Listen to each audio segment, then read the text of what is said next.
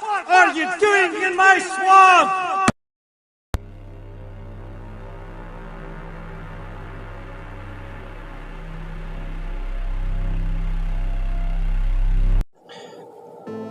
Hello everybody, this is Ogre Boy, and I'm going to be doing my review for the 1981 movie Halloween 2. So this movie is directed by Rick Rosenthal and written and produced by John Carpenter and Deborah Hill. And in this movie, it picks up directly where the first movie left off, and Michael has escaped, of course, and Dr. Loomis is trying to find him while Laurie Strode gets transferred to a hospital, and the news is starting to come out in Haddonfield about the murders and stuff, and people are panicking about Michael being on the loose. And like during the first act, he's killing like just random people in the neighborhood, and then he ends up going to the hospital where Laurie is, and he's trying to find her, and he starts killing off the nurses and stuff. That's where most of the movie takes place and everything. And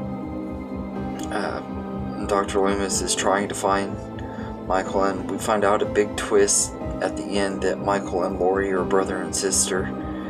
And it's really crazy movie.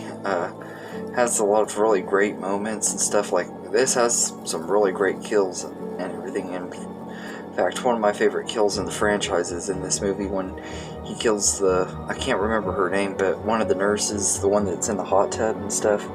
That's a really cool kill. Like he shoves her head under the water and not only is he drowning her and stuff, she's having to deal with the burns and stuff because it's like boiling hot water. It makes me cringe every time because it's like, man, it has to hurt. But something I noticed on this rewatch that I never really caught before, like how in the world does it not affect Michael putting his hand in that water when he's putting her head under it? I never really noticed it, but I was like, how in the world does that not bother him? But then again, he's been shot several times and stuff. He got shot 6 times, of course, because Loomis has to remind us that every 5 seconds at the beginning of the movie.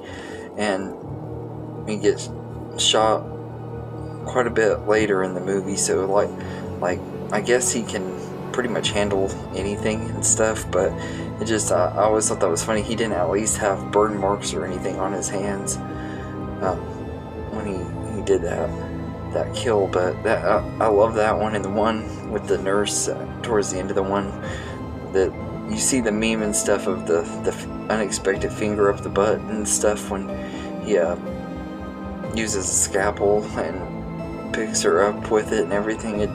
It's a really good kill and everything. And when the head nurse gets killed, and you see the blood dripping from her arm and stuff when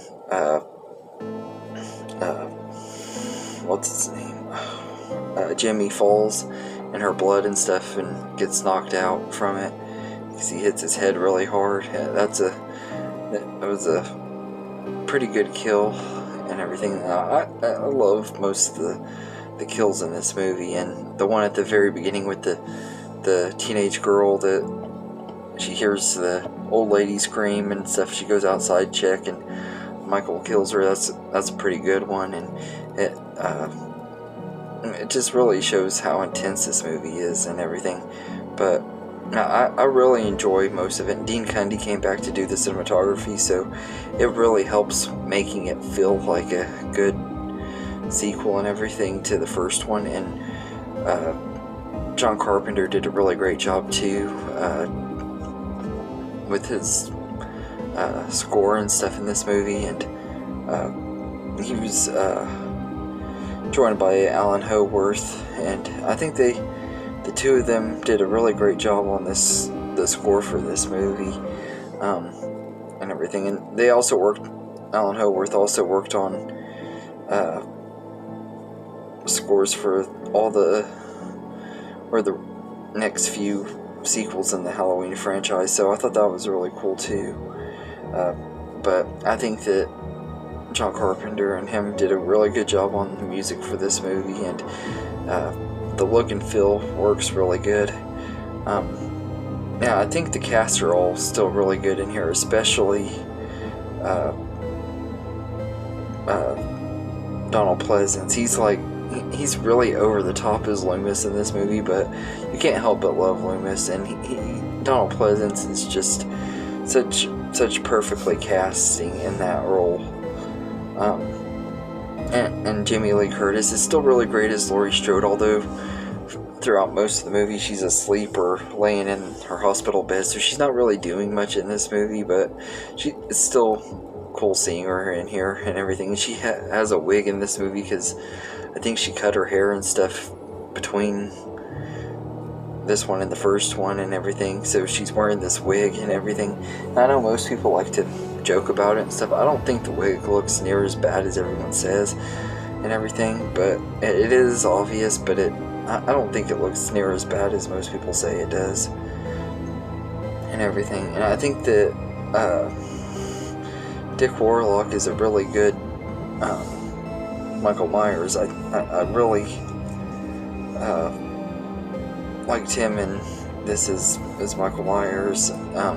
For the most part, I think he's intimidating and stuff, but I don't like the way he walks. So he's walks really slow. And that's another thing I never really understood in this movie. Like, Laurie is hurt really bad, and I get Michael is too and everything, but she's able to outrun him and everything with a fractured foot or ankle or whatever it was, or it might have been her leg, but I think it was like her ankle there is fractured and stuff, and I don't get how she's able to run and stuff away from him like that so fast and everything, and he's just walking really slow. And I get being shot 6 times probably has done something to him, plus he was probably tired, but still he moved way too slow. Honestly, I kind of would be curious to see him and the imposter Jason from Freddy vs. Jason have a race to see which one out of the two would win and everything. They're like just both really slow and everything, but I think Michael might actually be slower than Jason in this one. I don't know, but like I said, I think that Dick Warlock for the most part is fine as Jason. The mask in here is the same one from the first one, and you can tell that it's been battered up and stuff because they weren't really using it. It was under a floorboard under the bed of Deborah Hill and stuff before they got it back out to use it and everything. And Dick Warlock's head is different than Nick Castle, so it fit him differently and everything. It's really noticeable in this movie, but I think I still like that they brought it back and everything. And I just really, for the most part, enjoy Halloween 2. There's not a lot I can say about it that I don't like and everything, except for the way Michael moves really slow at times and everything. Aside from that, there's just not really much else I can say and everything. It is a fun movie and everything. It's a decent sequel. It's definitely not a masterpiece like the original is and everything. And if the original would have never gotten a sequel, I could say that it's still it would have been a really excellent standalone movie like Black Christmas to me is. But this is still really good movie in the franchise and stuff, and I loved it. So I'd say I'd give Halloween 2 an 8 out of 10. It's definitely a really good sequel. Not quite as good as the first one, but still is a lot better than I always remember, and I never really give it the credit it deserves because it really is a good sequel and everything. I don't know why I never really give it the credit it deserves and stuff, but anyway, let me know in the comments what you think of Halloween 2, and I hope you enjoyed this video, and have a good day, everybody.